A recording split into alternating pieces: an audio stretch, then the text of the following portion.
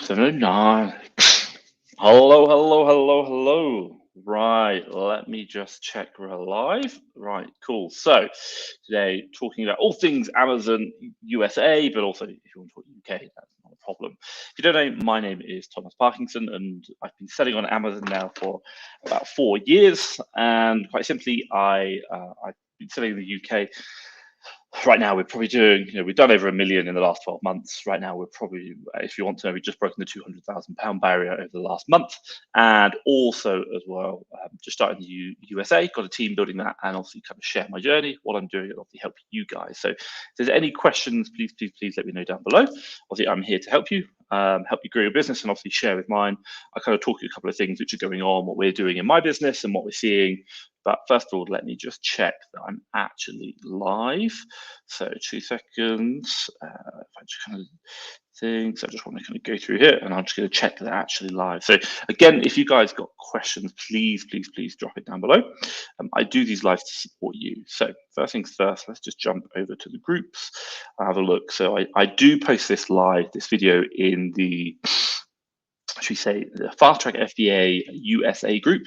And I will just check. Yeah, I can see that I'm live in that. There you go. Okay, we are live. Cool. And also as well, I also post it onto YouTube. So if you're here, we are obviously in YouTube doing that as well. So let me just check Facebook. I just want to check on YouTube that we've actually gone live and it's all working as expected.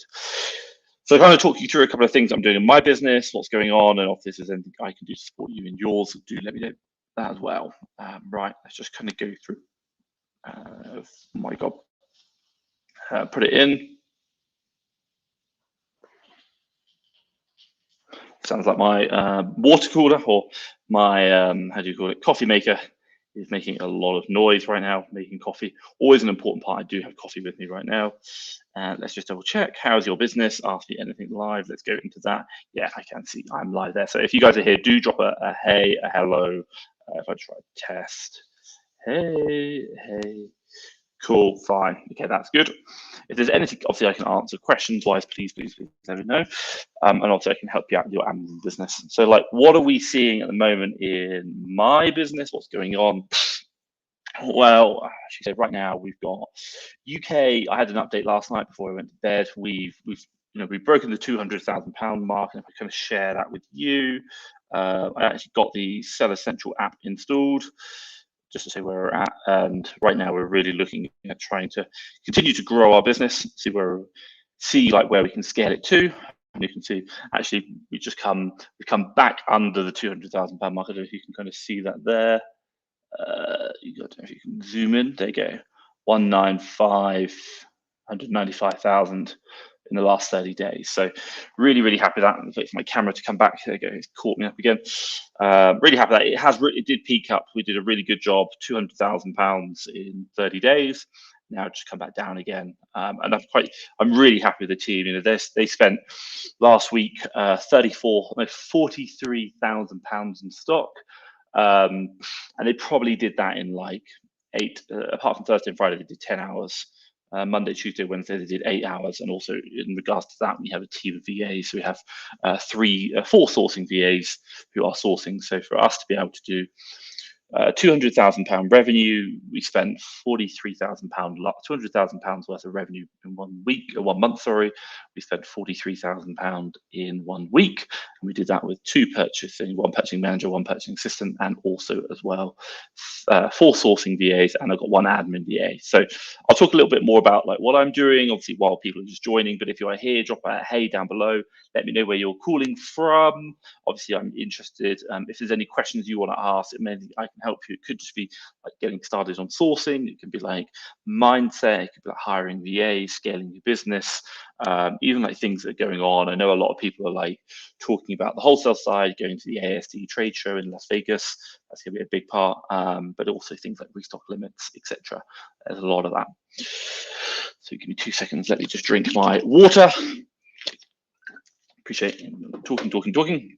So if you're here, just drop a hey down below. Let me know where you're from. And obviously, if there's anything I can help you with in your Amazon business, I do these sessions to support you guys in your business. Drop a hi. And obviously, you can see here, I did a test one. I just wrote hey. That was me just testing out the service or the system to make sure it's working. So we're back live on the chat. So that's that. So coming back to like my business, the UK side, right now, as I mentioned before, we've got one purchasing manager. He runs the whole business. We've got a purchasing assistant who supports him in buying. And again, we spent £43,000 of stock last week for online arbitrage. We've got 4 sourcing VAs, and in addition to that, we've got 1 full-time admin VA. Now we're looking actually to hire another admin VA and also as well another sourcing VA, because we want to, the reason is 2 things. Number one, the volume of stock we're just buying now is insane. Managing that is really hard, and my admin VA needs to support, but also as well, the sourcing VA, we have a metric that we measure, which is called just available spend. So we do our cash flow every week, and then we do available spend. And when the available spend is done, we will, how do you call it? We will, so we've got the available spend, and then every week I'm looking at saying how much my team can spend that. And right now we're probably spending like, I think every month every week we're pretty much left with like 50,000 at the end of the week, and at the beginning of the week would be like 100,000. So pounds, and the idea is we just want to get it spent. Why? Because if you spend it, you can then turn it and you can make money off it. Even if you're doing it like 5% ROI, it's better than nothing. I'm not saying you should do that. Everyone does the game differently. So Dressmaker Designs, hey, Dressmaker Designs, let me know where you're from. Good to see you here. Thank you for joining. Where you're from, and obviously how's your Amazon business going? Have you just started? Are you growing? You know, are you just started? Are you looking at like, how long have you been doing it? What's the challenges right now? What can I help you with? You know, a lot of this, interesting enough, is about mindset. Like, it really is. I think it's so much, you know, business and life is just about mindset. So let me know how I can help you down below. I do these sessions to support you. It's really not about me just talking away, but I am very happy to obviously just explain what like is going on with my business and how we're doing that. And while we're waiting for some people in, I see there's like, I think about 8 people we've got on the live. Just drop a comment down below. Let me know if you're here, where you're from, how's your Amazon business going, or what's the situation. Sometimes you get the odd VA who comes on as well. So let me know how you're doing there. If there's anything I can help you with, that'd be really great. So Dressmaker Designs has come back from Manchester in the UK. Lovely place. Deansgate locks, really like.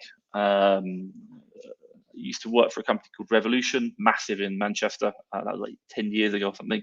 Love them. Really, really good. Revolution to Cuba up in Manchester. Amazing night out. Recommend it if anyone goes up there. But I did love it. I love the city. Struggling for 3 years, not sure why. So maybe like tell me what you think you're struggling with. Like, you say struggling, what does struggling mean? Is it like I can't seem to get over a certain amount of revenue? I can't seem to buy enough, buy stock, or I don't have enough time? Generally speaking, when most people say that when they're struggling, it's one or 2 things. It's I don't have enough time, or I don't have enough money, or should we say it's not even really, or should we say it's the number of deals. So like I don't have enough deals to buy. So either I'm like my time's full, I've got money, but I just can't seem to spend it, or the idea is to say that actually like, or is it the case that they're the general, I say 3 things: time, money, and opportunity. So it's either you're struggling in one or maybe 2 of them. And it's really common. Do not worry, like it's really common. In 3 years, like you know what you're doing. I think maybe it's about challenging your perception of what you should do. So interesting. Come back. Dressmaker Designs has said I have 20K to spend, but I'm struggling to find good deals. Okay, so interesting. I'm going to share something with you, which I shared with other people when they're doing arbitrage or anything like this. Is, let's say, for example, you have £20,000 in the bank to spend, and I'm assuming like you have more because you're buying and reselling over time. So you're making money now, you're buying good deals, but also there's always money left in the bank. And I talked about this earlier. We have a metric we look at, which is called available spend. So every week, how much money we got left. So let's just say, for example, in your case, you've got £20,000 always spare in the bank, pretty much. Sometimes 18, sometimes 21. Call it 20K. Now, let's say, for example, your metrics are 30% ROI. So you're looking for 30% deals at 30% ROI, and you're buying, and you're looking, none of your deals are meeting. Well, interesting enough, over the course of a year, that £20,000 is being sat in the bank. Now, the interest you're going to make on that is like, I don't know, 2%, 1%, which is like nothing. It's not even worth thinking about. The next thing I kind of think about is going, well, what if, let's say, for example, you were to put it in 25% ROI deals? Okay, so now you don't like 25% ROI deals because they don't meet your criteria, i.e., they're not enough profit. And top tip here is if you're doing the prep yourself, I'd really recommend outsourcing it. And the reason is I've seen this before, and I saw it in America, whereby people don't like to go low on ROI because they're like, well, I'm not going to buy that for 25% ROI, or maybe like £3 profit, but you're saying now 25% ROI, £2 profit, because it's so much work and I don't really want to prep it for that amount of work. Well, the interesting thing is you're now stopping your business from growing because you don't want to work to do that for lesser money, but you can still make money off it. So what you might look at is be like, actually, can I use like a prep center for those lower ROI items? And then I don't really mind clicking that buy center. So coming back, you're doing £3 profit, 30% ROI. Why do we say now look at £2 profit, 25% ROI? If we just work on the 25% ROI figure. Well, let's say, for example, it takes you 3 months. That's 2 weeks from buy to ship it to your warehouse or your house, prep it and get it into Amazon. That's 2 weeks. And then on the other end, it takes 2 weeks for the money to come back because obviously Amazon holds it for 14 days. And then in the middle, you've got 2 months for it to be on sale. So it's a 3-month process. Put the money in, turn it, get it back. Now, 25% ROI, I'm just going to kind of do the maths. It's not particularly challenging, but get it right. 20,000 times 0.25 means you're going to make £5,000 if you spent the 25,000 today on X number of items, all worth 25% ROI, and you shipped them in and you sold them and you got the money back in your bank account in 3 months, you'd make £5,000. Do that 4 times, because you can do 4 times in 3 months. You've now just made an additional £20,000 in your business for maybe going slightly lower on your margins. Now, it's a dangerous game, or should you say, it's a game where you've got to just be careful. But the idea is saying that money right there is not being used, and if you're leaving it in the bank, it's not doing anything. It's getting 1%. But if you're doing it in the UK, or if you're sending it on 20, slightly lower, you're still making money. Maybe not as much, but you are still making money. And the idea, and what I really kind of think about is, and I was talking to someone about this on the weekend, is like, think of money as like water. If you try and hold on to it, inflation just causes it to disappear. So your idea is you've got to keep channeling it somewhere to do something. So even if it's like, okay, look, I've got lots of opportunities here, and I normally only go for 30% ROI and that's it. But right now I've got so much money, I can't take, there aren't any more opportunities that I want in my current available. So then the question comes is, how can I take advantage of other opportunities, which maybe aren't as lucrative, but I'm not going to tie my capital up for too long. So if I have other things, I can pull that water out or that money out and put it into the more lucrative ones. So, but just by sitting there, that money just doesn't really do anything. And I hope I've shown you right now, if you're even doing 25% ROI and you can turn it 4 times in a year after fees, you're going to be doubling that money in a year. And if it's been sat there for a year, that's a massive difference. So long story short is, it's part of growing. It sounds like you're doing a really good job. You're doing really well. You've done 3 years selling on Amazon. You've made money, which is fantastic. But now you're like, well, I don't need the money myself. I'd like to invest it, but I'm not finding the opportunities. And if you take it to the extreme, look at Walmart. Super low margins.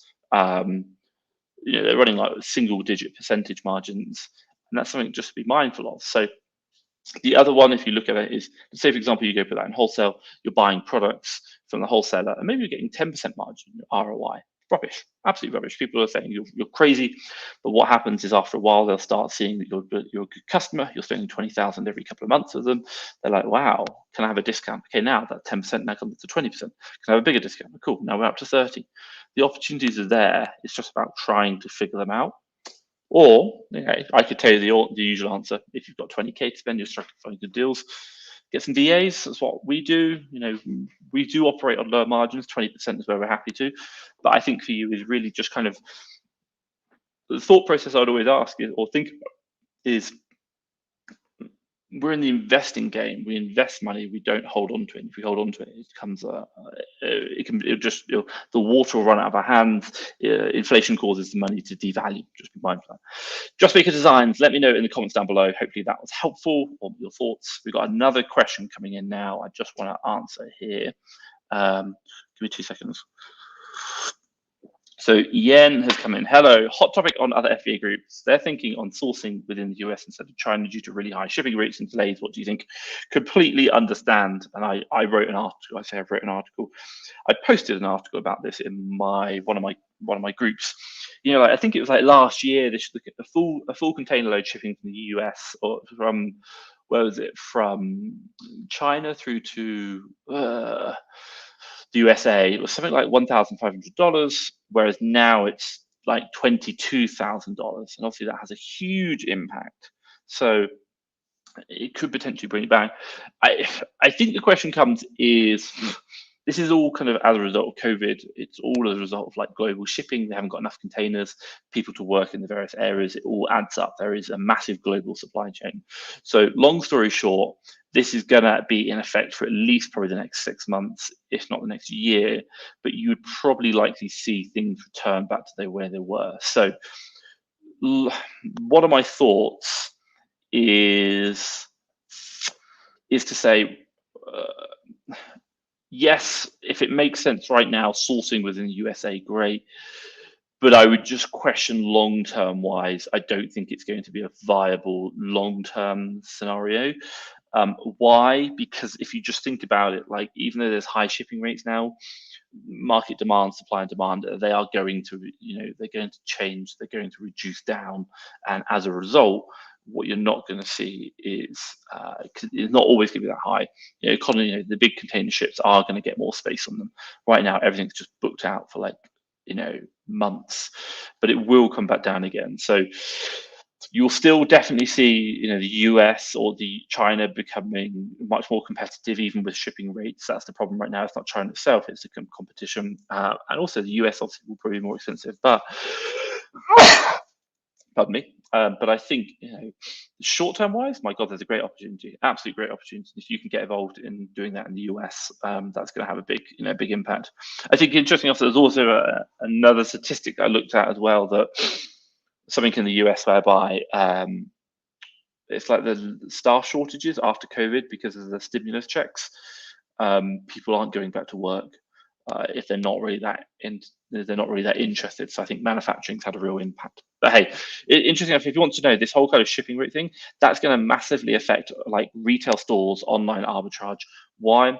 Because all our products we buy, we buy like Lego from Walmart and sell it on Amazon. Those products, and even in the UK, those products have to come from China and get shipped from China through to the UK, and they're coming through container ships, and those container ships are costing more now. So those products which are like, really small, super light, or even if they're sizable, but they're not very expensive, they're now going to start costing more. Why? Because the cost of container shipping has increased by 1,000% over the last year. And what was, let's call it, I don't know, £5, $5, $10 last year will now not be that, because they're just not making money on it. They used to do such volume that they could, but now that then take a fine margin, but that fine margin now be gone because the container shipping is so expensive.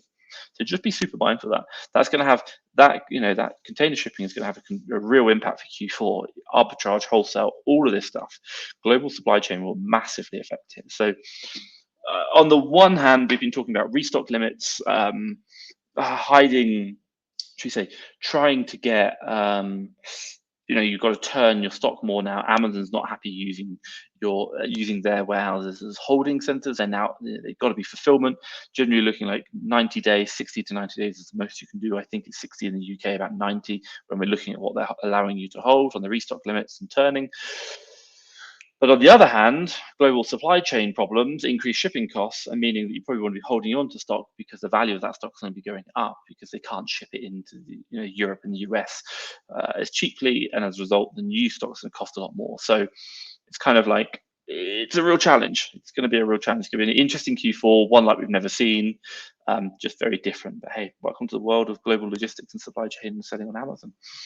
It's going to be fun. So Dressmaker Designs, if you want to know, Dressmaker Designs talked earlier, from Manchester, struggling for 3 years, also 20k to spend on great deals. So obviously doing really well, money in the bank, not sure what to do. Talked about maybe taking a low ROI, turning that, getting VAs, sourcing lists. Obviously, if you are interested in VAs, do look at Fast Track FBA, the Sourcing VA Academy. We do a really good service on that. I think we place 200 VAs now with our clients. So it's really, it's really popular, done really well. And also as well, just came back and said, thanks. I think the mind needs to reset. So I think, that's really good. And I'm glad I can kind of give you another thought. I think, Dressmaker Designs, my general feedback for you is, whether it be Amazon or whether it just be life, always think about what's my problem, and then ask myself, do I think other people have overcome this problem or a similar problem? And if you think, yeah, I think they probably have, then get out there and start sharing, talking about your problem. Why? Because most of the time we get stuck in here, we get stuck in our heads, and just by talking about it with other people, it will help you overcome. And trust me, I think that's one of the most powerful things so many people don't do. We are our own worst enemies. We have our own limiting beliefs, and we stop our growth. So share, and you will overcome your problems. But hopefully that's been good. Guys, if you have joined, or if you're joining the call, whether the Facebook group or in the YouTube live, drop down below. Let me know where you're calling from. Let me know how you're getting on with the Amazon business. Generally, I do arbitrage, UK and USA, but if there's anything else you're doing or any questions you've got that I can help you out, please let me know. Obviously, I do these calls to help you. They're really about supporting you in your business, and just, my God, trying to make sure that, the opportunity is massive. Someone said to me, like, isn't Amazon saturated? And I'm like, last year, by the way, last year, 2020, Amazon was not particularly a small website, let's put it that way. They were pretty well known, and they grew by 44%. Like, you just don't see that growth. Like, it's insane. And you might be like, oh, well, it's the pandemic. Well, interesting enough, the pandemic's only speeded up what we already knew was coming. The change in like America and Europe from shopping malls to online retail.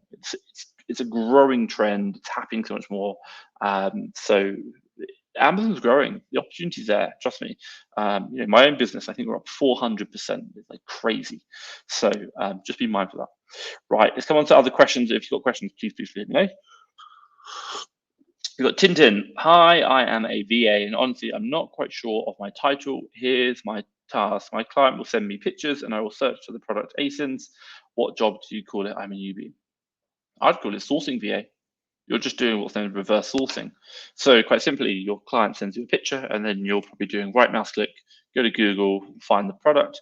It's Google image search, and your Amazon listing will come up, and then you're like, you're a sourcing VA. And that's it. Interesting that they're doing that. It seems quite simple. I think in the same amount of time that they could send you the picture, they could probably do it themselves. So I'm not too sure, but if they just want to find the product ASIN, right mouse click Google's image search, that would work fine. It wouldn't take very long, and Google's really good at that. And Amazon's like one of Google's biggest customers, so they pump their entire directly over to Google for like Google shopping purposes. When you're searching for something, they want their results showing up at the top. They really understand that's how they get new customer acquisition, and it makes such a big difference. So yeah, sourcing VA is what we do. It's one of the methods. I find a product, right mouse click, Google image search for that product. That will really hit. That's it. So sourcing VA. Tintin, I hope that's answered your question. Super simple. So guys, if you've got any questions, let me know down below. Obviously, I'll just kind of talk about like my business, what we're doing. So where we're at right now. So I talked a bit about my UK to start off with. I'll also now just talk a bit about my 2 seconds. Hello. Yep. I'll also just talk a little bit about my USA business. So what have we done? Ooh, we've done quite well, actually. I think if I just kind of have a quick look where we're running at the moment, I'm just going to load up a quick stat. Amazon USA, we are on month end. So last month, if you want to know, in the USA, we ended the month on $5,000 worth of sales. We've only just started, so it's taking time. We do see this. So $5,000 sales, we generated $963 worth of profit, and we sold 203 units, and we came out with an ROI of 41%. I think the margin on that would be like 20%. But what are we seeing? In comparison to the UK, we're doing like 20% ROI. USA, we're doing 40%. And by the way, this includes all my prep. So the shipping to the prep center, the shipping, all the fees to get it, to the prep center, and also the fees within the prep center itself to say, actually, this is how much money, how much it costs to prep it. So I don't do any prep right now. I'm in Mexico City, if you want to know. And it's something we're doing. So in the USA, just broken the $5,000 mark, really happy with that, and also $1,000 income. If you want to know, and I'll be honest, we are making a net loss. Why? Because I've got a team of VAs. But this is a long-term game. We're investing, like Dressmaker talked about 20,000. We're putting all that money into it, and we're growing that business. It's going to be like Q4, end of Q4, we'll be making money, and then next year we'll be going for the 1 million in the USA. Really trying to grow that. It's going to be super interesting. I am excited, but that's where we are in the USA business. Got a question come in from Yen. Yen, we're doing private label. I guess that, yeah, you just said private label. Fantastic. What strategies are you considering now for Q4? Well, I don't do private label, so I would, but if I was doing private label, you've got to be getting all your shipments in now. And if you haven't, it's probably going to be too late. Number one, like checking in time for Amazon. Number two is shipment costs, and also shipment problems, like getting shipments is a nightmare. Everything's got to be in or on its way already. And I think most people talk about, like, if you want to do Christmas, you should be shipping it in like July, like June, July. That's where you really want to get it planned, manufactured. And obviously with the advent of the Chinese things coming in, that's going to be interesting. For me, in the arbitrage world, what are we looking at? Well, number one, we use one warehouse right now, but because the volumes we're doing, like if I put it in perspective, last week alone, we had like £50,000 worth of stock. So we've got to get that moved. We're now looking at basically trialing another 2 warehouses. We just want the ability to put more stock in different places so that, we can buy it from the retailer, ship it to the warehouse, and then get it shipped back in again. Number 2, also as well, we are looking to what's it called? Just really standardize our processes, like make it as super efficient as possible, because like I said, the opportunity for Q4 this year is going to be immense. Like right now, we're doing nearly quarter of a million a month. So like every 5 weeks, we do quarter of £1 million in turnover. And if we can continue that, and the stats that we looked at internally is that the moment we spend £1, it takes 2 weeks to get that product into Amazon live. And then it takes another 19 days to get it sold. So my days in inventory is 19 days. So what does that mean? It means that I'm selling my entire stock out in 19 days, which is like insanely fast. So it basically means if I spend £1 today in 19 days plus 14, so roughly 35 days, the products are sold, I've still got to wait another 14 days to get my money out. But within that period of time, I can sell. So, if I'm buying stuff like end of November, it's going to be shipped in, sold before Christmas.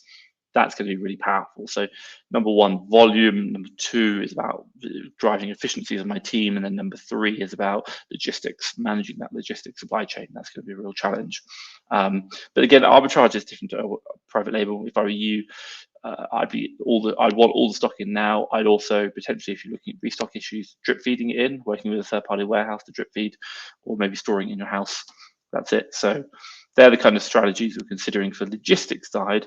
And then sales, if we look at arbitrage, you're going to be looking at things like advent calendars going to be coming up. They're really important. Obviously, all the Christmas items. What else we're going to be doing? Oh my God. There's so much you can do. I also just like to make sure that the warehouses are really well supported, the team is supported, and we've clearly defined what we're trying to achieve and the cutoff dates. So generally it's about the 12th. 12th will probably stop shipping in items or stop buying Christmas related stock. But again, it comes to you doing your analysis, looking at those keeper charts is going to be super important. What happened last year, when it needs to be in by when the sales really ramp up, and then also working backwards with your your logistics lead times to get stock in. That's going to be a really important factor. So lots going on there, and I hope that's been that's going to be helpful for you in just understanding. So give me 2 seconds. I just want to check, just make sure the YouTube stream is actually live. Yeah, we are here. That's cool. Fine. So yeah, if there's anything else, if you guys have got questions, anything else I can help you with, Yen, talking about the private label, Tintin talking about the VA job, I think Dressmaker has come back as well. If there's anything else I can help you with, drop it in the comments down below. If that's been useful, let me know in the comments down below as well. But I will continue just to talk about like my business, what's going on, what I'm seeing in the world, and what's seeing in our businesses. Should we say? And going from there. 2 seconds. Oh, I do love coffee. I absolutely love coffee. Give me a like or a thumbs up if you like coffee. We just talk. So in our USA business right now, Arbitrage USA. I got a call today with my potentially new accountants, which we're basically going to have a conversation call with them. Why? Because I realised I didn't file my first quarter tax return with my state in the US. I was like, damn, I thought I had a year, but I have to do quarterly gross tax receipts. So we've got 2 things. Number one, my admin assistant we've got Xero set up, and now they're doing everything on Xero, getting set up there. And that's all like the account things done. And then also I've got a call with the accountants today just to say, look, introduction call, but also can we get going and can they file my tax returns for me? And it's just the first quarter, not the first month. So I probably have to pay a fine. I think it's like 5% of the net proceeds I have to pay, which is fine. You're just going to have to pay it. It's the nature of it, but there's no point getting caught up in it. So, but this is just business sometimes, especially when we're doing it. The other one I need to get, and I haven't got it, is an I-10 for the US, which is I'm an alien. I'm not a resident in the US, I'm an alien. And also in addition to that, I need to do it because I need to get credit facilities, and we're really struggling at the moment to get credit facilities solely on EINs, employer identification number, but because they want to look at me personally. So I need to build that credit facility. So really looking at that. And also we've got another sourcing VA in training right now through the Fast Track FBA VA Academy for the UK to support that. So we've got a question come in, right, we've got here. So Bilal, I think that's right, Bilal Ahmed. Please let me know if I got that right. Just let me know in the comments down below. From the YouTube, so obviously great to have you here. I've just started the business. Everything is set up and I'm struggling with what to do next. What are the next steps? So I assume you've got the business set up. That's cool. You've probably got, if you haven't got yourself like a prep center, I mean, if you're doing it remotely, if you're doing it in person, i.e. shipping to your house, that's fine. So I'd probably recommend getting a prep center sorted. Top tip, if you're doing the USA, look for tax-free states. If you're doing the UK, it doesn't make a difference. You can do it anywhere. Long story short, what do I recommend for you guys is, well, once you've got all the infrastructure set up, so like bank accounts, you've got a prep center set up, you've got your account, you've got your Amazon account set up. Now it's about time to just get out there and start buying. That's it. Like find products, start, obviously make sure they're a deal before you buy them, and then get them sold. That's going to be really important. That's going to help you out. And you're just looking, if you've got, let's call it like you've got $2,000, minus your expenses for the next like 2 months out of that. So you can always cover your expenses. And then just spend it all, buy stock and sell it. And top tip for you, and I kind of always say it to everyone, is like these first 3 months in Amazon, like don't go into it don't go into it thinking about, I want to make a profit. Yes, you do want to make a profit, and please don't say I'm saying don't make a profit, but go into those first 3 months of when you're starting on Amazon. You're here to learn, and if you accept that you're going to make mistakes, that's fine. You're going to be less worried about like, oh, I can't do this because it's a mistake. You're like, well, let me try, because hey, you know what, you might not make a mistake, but what you thought would be a good deal will actually be a mistake. And you're going to learn. So those first 3 months, go into it like, yeah, I'm here to make a profit, but also as well, I'm not going to kill myself and beat myself up if I don't, because at the end of the day, we're here to make money. We're here to grow our businesses, and just like going to university, you're paying for an education. So I think that's super important. So do really look at that and buy stock. Start getting it purchased. Start shipping it in. That's it, really, really simple. And don't get too caught up if you make a loss, something goes wrong, because my God, you're going to learn from your mistakes much more than you do from your successes. So that's that. So hopefully, let me know if that's been, that's helped you out or given you a thought. Again, just start spending the money you've got. You've got an account set up, you're ready to go. Start spending, start shipping in, start making sales. I think it's a really weird statistic, like 4 out of 5 Amazon seller accounts don't actually make any sales ever, i.e. they get created and they never do anything. So that's just something to think about for get selling. We've got here Tanvir Raza, I think that's right. Which state is best to start FBA wholesale? No state really. I always talk about tax-free states because it's retail arbitrage, but when you're doing wholesale, you're going to have what's known as you can do your resale certificate, so you'll sell without tax. So it's up to you, really. If you look at like Amazon Lit, they do 50 million a year. If you do Watch Me Amazon, they work out in New Jersey, and I don't think they're particularly like the cheapest places to have a warehouse. So their cost of warehousing is going to be a bit more expensive. So for you, just be mindful of that. Like it's I think for you is if you're doing it remotely, you're really looking at the warehouse itself. You'll probably find like prep centers who can handle, who are like mum and pop things. I'd probably avoid them. I'm looking for big logistical warehouses, but because I want to scale, if I can do over $1 million a year, that's great. You might struggle with like someone's house to do $1 million a year. So you want to be able to take the ability to do pallets, even part container loads, full container loads. That's going to be a big important thing. So which state? No real state, it's up to you. Now, there is a difference between which state you should have your company incorporated in, but just to do FBA wholesale, like warehouse logistics, there's no real answer. I think it's up to you. That's my understanding of it. I'm not a tax expert. I'd probably ask in a couple of wholesale groups. I do arbitrage, and for arbitrage, I'd probably recommend tax-free states, but that's just what I see.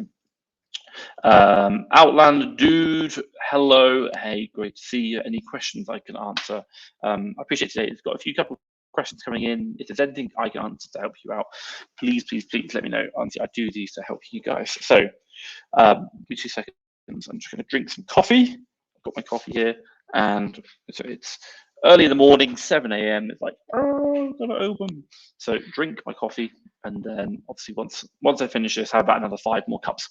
I'm gonna drink my coffee. If you guys have got questions, drop it down below. Drop your questions here. I'll answer them. I'll give you my thoughts. I'm not saying it's the right answer. I'm not saying I know the answer. But what I am saying is that perhaps I can give you maybe a different opinion. We had a great conversation earlier on from Dressmaker Designs. I just jotted back up here. I have 20K to spend, struggling to find good deals. I kind of get my thoughts. I don't think it's really, my ideas on it, so I shared that. So if you guys have got questions, please let me know down below. I do this to support you guys. And obviously if you haven't, this is cool. You don't need any support and you must be smashing it. So #excited. Right, let me have some coffee. Let's go here. So Tanavir has dropped in. I want to start FBA wholesale. Please suggest USA or UK. Long story short, I'd probably say USA. Why? The market's 5 times bigger. That's it. Wholesale is very well established. It does work. Yeah, there's more problems in the USA, but you just can't beat the fact that you're on a market which is 5 times bigger. 5 times bigger. It's absolutely huge. And also, you can still do shipping over to like Canada and Mexico, and they're big marketplaces, or they will be big marketplaces, or they are as well.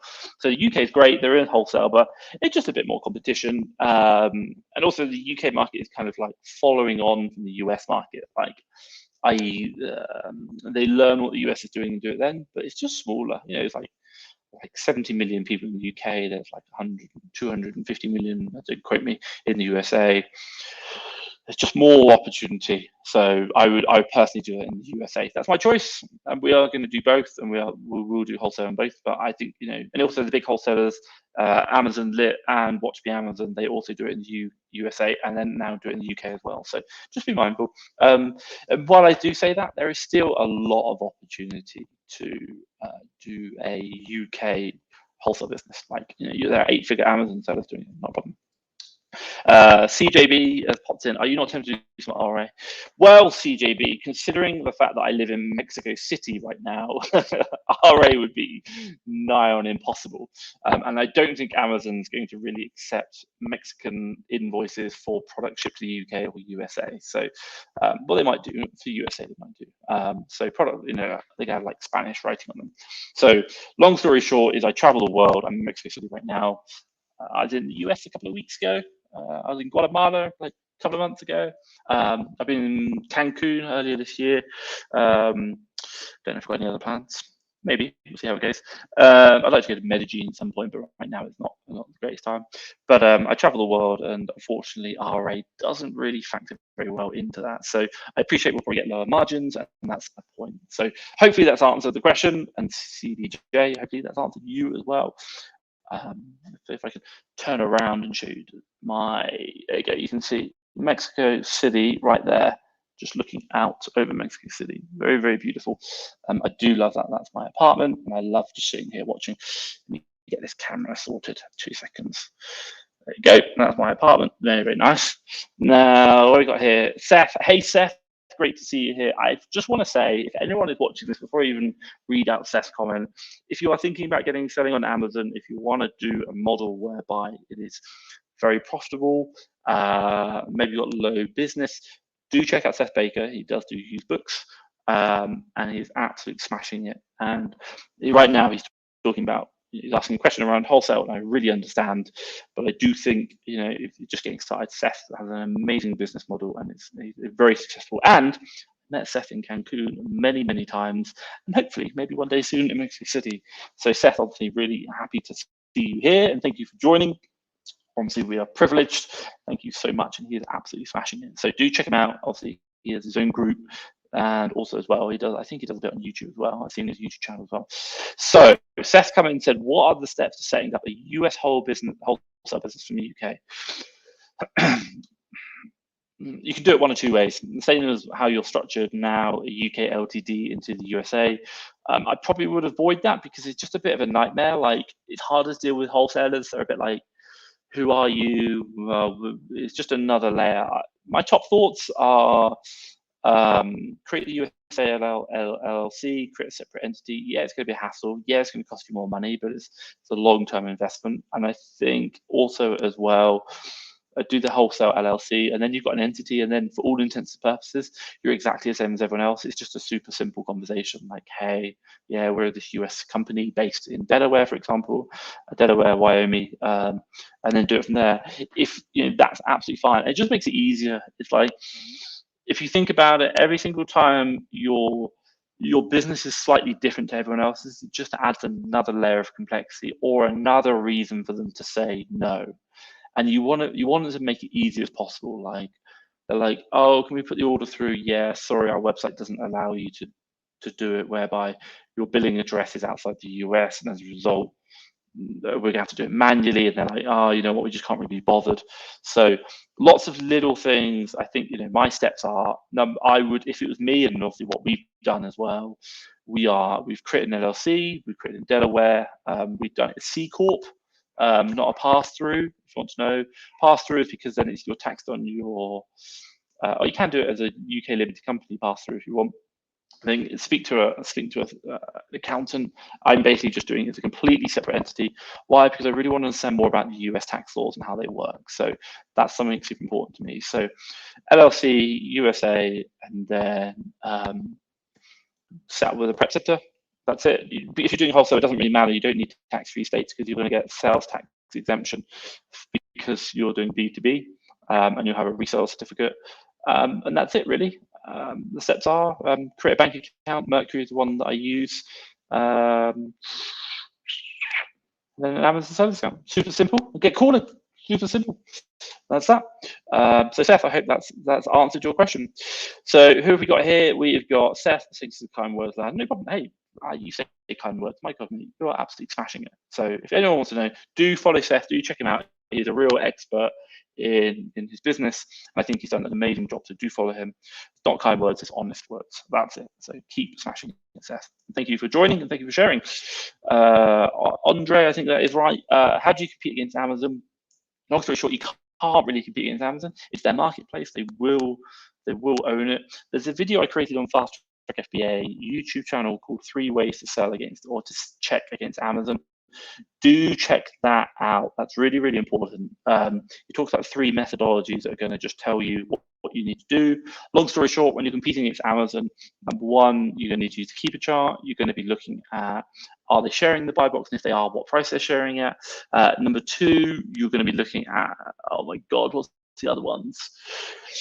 If they're not sharing at what price, you have to get it down to below their minimum they've ever sold at, because that's the price you might have to sell it at. And if it's not profitable, don't bother. And then finally, number 3 is just don't bother. Amazon will sell at a loss. They'll sell super low because it's a volume game for them. So just be mindful. I think that's everything. I'm trying to come through here. Are you waiting Amazon to run out of stock or to bottom the price? If the keeper chart says they run out of stock, fine, you can play that game. But it's a dangerous, dangerous game. Long story short, I just wouldn't get involved. I'd try and avoid it. I would do it whereby I want them to share and I know the price they'll share at and it works. So that's my advice. Running out of stock isn't a good one because their stock could be based off global supply chain issues, and if they're kind of in and out, and then all of a sudden you're like, yeah, they're going to disappear. Then all of a sudden the supply chain issues get resolved. They're now never out of stock. So you've now got a product you're never going to sell at the price you wanted. Waiting for them to sell out just won't happen. I'm just going to quickly jump over to Seth and then come over to Henry. So Seth mentioned, do you need a US postal address if you're setting up an LLC? Create a virtual office. You can just type in virtual office Delaware, Wyoming, for example. Lots of places do them. What they'll do is they'll scan your mail and then ship it to wherever or just burn it. So I think we have, we set it in Delaware, they scan it, we get a PDF of it. It's all fine, works absolutely fine. Amazon send their calling card, say, do you really exist? Yes, you do. And it works absolutely fine. I think technically it's called a post box, but we don't call it that whenever we ship anything. Obviously, nothing gets shipped there. It's just our registered office address. So you can do it. Yes, I generally recommend having a US postal address. Why? Because when you're doing purchases, your billing address is not outside the US, and hence it makes your life even more harder. So hopefully that answers. Let's jump back to Henry Van Leer, I think it is. Hello, I just got engaged in toys. Good man. Obviously, well done. Was a bookseller for the last 2 years, but I can already see it growing tenfold in the last 2 weeks. Wow, that's a big thing. Toys, just be very, very careful of, don't try and go, I'd really recommend be very mindful of going all in on toys. They can make you really good money, but you get a lot of compliance documentation. It's just a nightmare. And then the problem comes is if you can't get the compliance documents, they'll stop you from selling them within 30 days. So top tip, what you might do is you might try and list a lot of stuff and just see if you get compliance documentation. And if you do, then don't bother buying it. The negative fact from that is if you list anything, you might get IP complaints because they say, oh, you can't sell this brand. But what you can do is you can go back to Amazon and say, I never sold the product, so I shouldn't be getting an IP complaint, something that I've not done. So I hope that works soon. But hey, sounds like you're absolutely smashing it. You come on and said, how am I? I am brilliant. I'm so good to be here with you guys, helping you out. So, thank you for the questions as well. What have we got here? Would you ever recommend liquidation stocks? It's a dangerous game. It's a dangerous, dangerous game. Why? Because especially if you're a new account, Amazon at any point is very likely to ask you to say, whether it be a customer complaint, I think this is not new. Number one, it's not a new item. So you sold as new, that's a problem. Or it's the case that they want to check authenticity of the product. And that could be the customer says possibly it's not a good product. Customer return, someone just goes, oh, I don't want the product anymore, return it. Oh, I think it might be fake. Click that button, done. They just want the free shipping back, don't they? Maybe they're a bit over. And then what does that do? It triggers a workflow within Amazon whereby you now have to prove it. And your problem comes is, do you have the invoices to show that these are new stocks, they're legitimate supply chain, and they can do it? There's no problems with them. So there is good money to be made in liquidation stocks. Just be mindful, because all it takes is a couple of questions over your account, i.e. used, new, you sold as new, can't prove the products, and Amazon will just shut you down. They'll be like, nope, sorry, we're not interested in dealing with you anymore. You can't prove that you're selling legitimate stocks. And what does that really mean? It means that you can't sell on Amazon. And it's not like you can just go create another account. Amazon are super strict. They say, no, no, no, no, you're not allowed to have another account. So you can do it. I'd recommend getting some good experience on your belt, and I'd probably really recommend just blending it with some like good wholesale stock. For example, you're getting invoices, and even if it's like liquidation stock and you're buying, the bulk of it from liquidation, and then also you're getting some wholesale invoices, the same things. Maybe you're not making money on the wholesale, but at least you've now got legitimate supply chain invoices to prove that you purchase these from it, and you can kind of blend it. Again, it's not financial advice. Just be careful. Be very, very careful.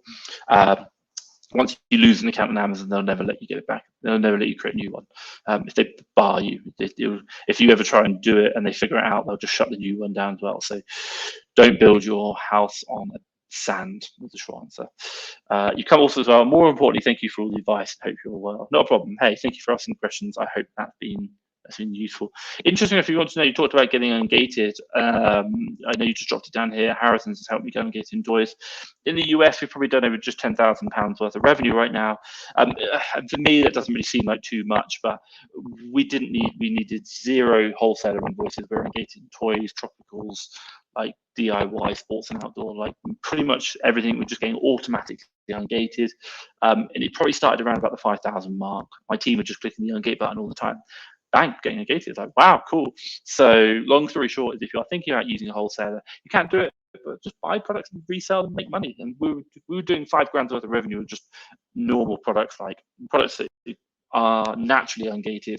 And as a result, now we can sell pretty much anything and just seeing that volume increase. My team obviously now got putting games and they're really happy. So Henry, thought that Auntie, thank you for the questions. Brilliant. So we've got 7 minutes and then I do need to finish. So what we got here? Hi, I have an arbitrage listing, back to school item. According to Keeper, it has 23 drops in the last 30 days. My listing is 1 month old, but no sales so far. It's just sales. Are you on the buy box? Doesn't matter about number of listings. 2 things. Let's call you getting it right. 23 sales drops a month, fantastic. Number 1, if you are not on the buy box, you are not going to be getting any of those 23 sales. So is your price competitive? And if you want to know, you can go into like Amazon in back of house central. I think it's like reports. It's like business reporting, and it's like just a big list of like numbers. You're looking for like something like sales information by child ASIN. It's on the left hand side. Click on that, and then you basically go through and set the date range to the last month, which is your 30 days, and it will tell you what your buy box percentage is. And you want to be seeing that you're on the buy box. If that buy box percentage is 0, it means your price is not competitive. Get it competitive, drop that price down, and to get on the buy box, and then obviously get some of those 23 sales a month. Hope that helps. So Seth Baker has come back. Thoughts on buying a wholesale business? As anyone who's done this, can't be bothered with the admin. I get it. You can. Look, long story short, I thought about this a couple of months ago, probably about a year ago. I thought about it. If I was going to buy a wholesale business, I'd be wanting to buy a wholesale business with an account which can get me the cash out every day rather than the 2-week holding period. I think that's valuable. Even if you were to, I even looked at saying just buying an account that could do that and spending 10 grand on that one account, not the actual business itself. Because over the course of the next 3 to 5 years, that's going to be profound. Like that's going to have a massive impact on your ability to turn money. It removes the ability, it removes the need to like payability, for example. So, and then the idea is that there are a lot of people out there who do sell wholesale leads. So you can do that. Like I was talking to someone yesterday. I'll just share it with you.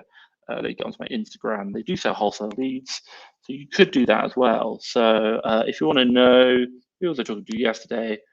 FBA Boys. I'll kind of show you their little like their profile. Let me turn off that. Okay, the thing. I'm not saying like I don't know if I know them or not. But like, can you see there? Those guys, FBA Boys. They do like wholesale in the USA. They sell some leads. I'm sure there's lots of wholesale lead services out there. That might just be it. Hire a VA, get them to do the purchasing, do the deal analysis and purchasing, and you're done.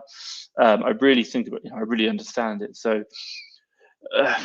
long story short, I think the value comes in the ability to turn money quicker than actually buying a whole business outright. And I don't think, like, I just kind of question the value of it. Interesting in wholesale, the value is in the relationships, and that's really hard to like buy. So if you're buying a wholesale business whereby you're buying the people who have the relationships, fine, absolutely fine. But if you're just buying a wholesale business whereby you've got the products you know where to buy from, what's to say in 2 months' time that they'll be like, oh, we're not going to be able to offer you this price? And what's to say the person selling the product already knows that that price isn't going to be viable, and as a result, they're trying to get rid of it now so that the sale price is going to be higher, but in 2 months they're going to lose all these great deals. So because they know what's going on, you're buying the people, you're buying the team. That's what you're buying. And the products come with it as well. So it's hard, but see how it goes. Definitely, I really get your point. Can't be bothered with the admin. But Seth, you've done a really good job. I think you know power of a team. Might be that you do 3 months, but you build a system that works really well. So I've got 2 minutes, guys. So final questions, drop it down. Otherwise, I'll finish. Loving it. Yes, I have the buy box. The only other seller for me. Well, I would then go back to your analysis, loving it, and saying if you're saying it's doing 23 drops per month. Quick question for you: if you are loading the listing yourself and you're on the buy box, that doesn't mean you've got the buy box. Amazon will show you that you have the buy box even if you are not on it. Look at that report. It's going to be super important. You need to understand that. Number one, if it's only you and one other person and you're sharing the buy box 50-50%, and that's what the report's telling you, cool, you're on it 50-50. And then also as well, look at the sales. Look at the sales. You're saying 23 drops. You might be getting it wrong. It might be a variation listing. Again, I'd go back to that same report that I told you about earlier. And the reason I say use that report over everything else, why? Because on that report, not only does it say like the buy box percentage, it also tells you the number of views on the product, which is really important because like if you're getting like 50% buy box and only 3 people have viewed the product in the last 30 days, you're like, well, no wonder why it's not selling. Those 23 drops mean I'm reading it wrong. So you're doing your analysis wrong. But that report is a really powerful report. So what else we got here? I've lowered the sale price. Agreed. Check the report out. This is going to be really, really helpful. I'm just going to wrap up now. Who would you recommend in the UK to help with bookkeeping? Is there an app or HMRC stuff? Bookkeeping, or you can use an accountant. I use a company called E-commerce Accountants. I really like them. They are super busy and all things are busy. Another company you might use is OSOMO, I think it is, OSOMO. I know a lot of people who use them. They have capacity right now. They can do your bookkeeping. They can do that all for you. So you are going to pay, but that's an opportunity. So I recommend have a look at them. They'll support you with accounts and do it.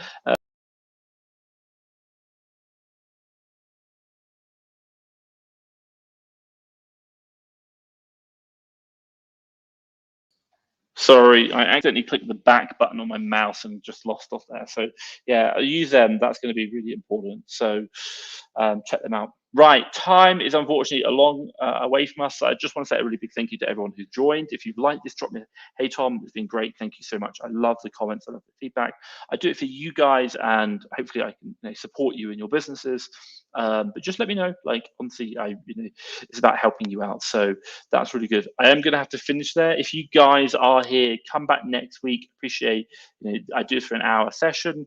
You're gonna have to get in early. If you get in early, you can get it. I generally find it speeds up later on, but I'm obviously here to help you out. So do let me know any questions you've got. Come in. We'll have them for next week. Get in early. I am here for an hour. I'm pretty much on time every week. But hey, guys, keep smashing it. Keep growing your businesses. And honestly, my God, there's so much opportunity. Amazon grew 44% last year. It's like next level insane. This game is not over. Yes, it is competitive, but life is competitive. But if you know what you're doing and you keep working hard and grinding, you will get the results. That is evidence and that is proof. Right, I'm going to love you and leave you. Stay safe, guys. Bye-bye.